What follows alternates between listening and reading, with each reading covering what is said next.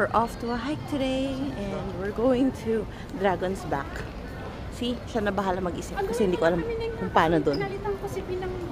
Walking inside the MTR para mas mabilis.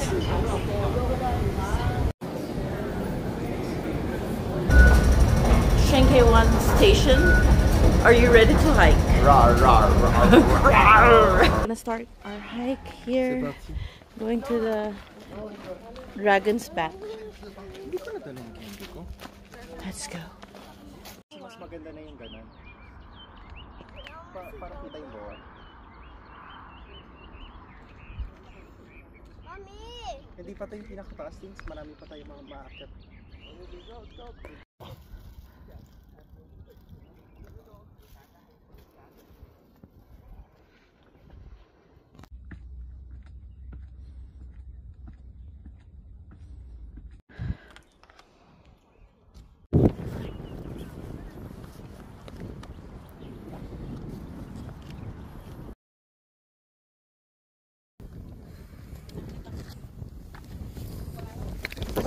Diba? Sorry. Ikaw kung gusto mo. Tulungan mo muna. Wait lang. Tapak ni friend do. Nakataas ang Dragon's Peak. And there you have it. Grabe. And it's like almost 12 noon. See? Bakit kami dyan?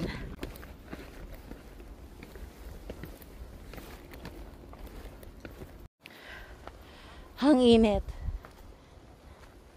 Let's go. Continue. Halfway done na ata kami. Or not. Sabi kasi mga 4 hours daw yung trek. So, 1 hour pa lang ata kami naglalakad. Okay, sige. See? This is the nicer part. Kasi yung iba, walang shade. Oh. Uga, uga, uga. Wow! So, you gotta be a year from the dragon if you want to go to the this is the Dragon's Back trail. dragon with the back. With a Dragon with the back. backstroke. Oy, wait lang, baka mahulog ako. Okay, pagod na kami. Diba? Ever ready? Okay, Gusto mo yung andito kami sa palette gitna ng trail. Nakailang, ano na tayo, kilometers. So far, based sa aking watch, umabot na kami ng 12,000, nakaka 8,000 steps na kami. Based sa pacing ko, every 1,000 steps is 10 minutes. That means we've been walking for 80 minutes now. So later update ko kayo kung gaano kadami ang total number of steps na magagawa namin today. O, diba? And, take note, it's around 1:30 p.m. So medyo mainit. Buti na medyo mas malamig. Hindi siya yung parang super init. Kaya naman. But go, walk, walk. Bakit pa tayo nag-gym, guys? Para dito. Para magawa to. So, nandito na kami sa parang straight lang. Hindi siya yung kanina kasi panay steps, paakyat, pababa, panay bato. Alam mo yung, syempre hindi tayo makapag-video. Hindi naman tayo totoong vlogger. Yan. So, let's go.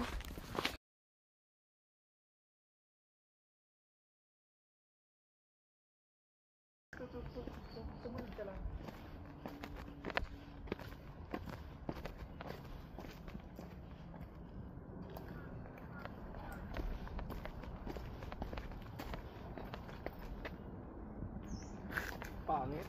Sige lang.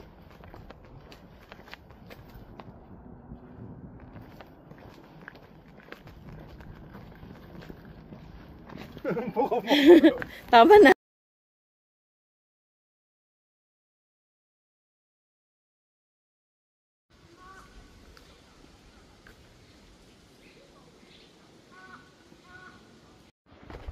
Okay, so nandito na kami, nakababa na kami ng mountain. Naglalakad kami ngayon sa mga bahay-bahay. Papunta sa beach! O, diba? So, this is it. Magbe-beach muna kami. Magkukunting tampisaw or dip ng paa para ma-refresh.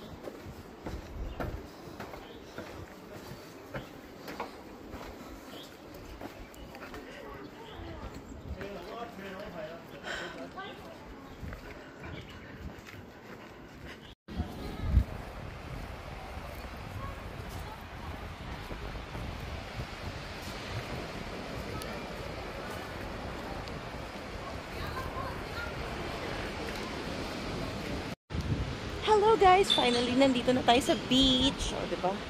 So, dahil Asian tayo, dito lang tayo sa lilim. Ayaw natin makipunta doon kasi ang init. So, nagyapak ako kasi mag-grounding ako, magre-recharge ako. Friend, parang mas masaya tumambay doon. So, ito na tayo. Malapit na tayo sa dagat. Yan. Let's do it. You know, just to unwind and dip. Hoy, ang lamig na tubig. Ah! So refreshing.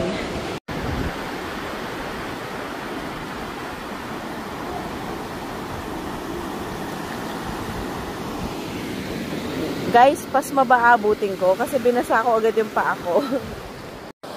So, dun tayo umakyat kanina. Tapos bumaba tayo. Diba? Yan yung Dragon's Back. And then, bumaba tayo dito sa beach na. O, diba? So, it's 3 hours to get here hiking. So, nandito kami sa batuhan. There, dun kasi ay maaraw. Dun yung beach talaga. Sa side na yun. So, dito muna tayo kasi, you know, resting. Pagod. So, usually, dapat big bus yung sasakyan. So, nakasakay kami ngayon sa minibus and it's only for $2 Hong Kong dollars. Papunta na to sa edge sa MTR. Ano yung bilhin ko? Basta nag-swipe lang ako. Ready. Ayun. Ngayon, parang alam mo yung parang bituka sa may Bicol. Ganun yung mga daanan. Umuusog yung sarili ko. Bigla ko napapaganyan. So hopefully, makaabot kami doon ng safe and secure. Kasi parang nasa